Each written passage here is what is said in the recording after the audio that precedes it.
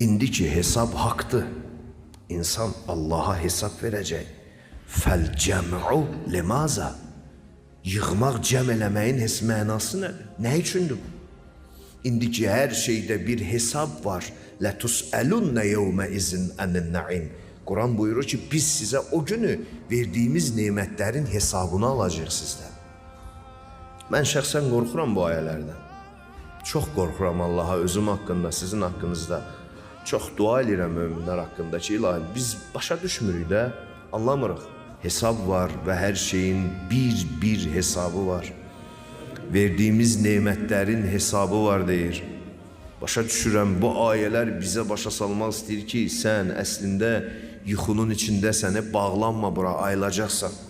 Bura yuxudur, yaşadıkların, gördüklərin, hər bir şey öz formasında, öz formatında bir yuxudur. Allanma bunlara deyir, qurban olduğumuz bizə.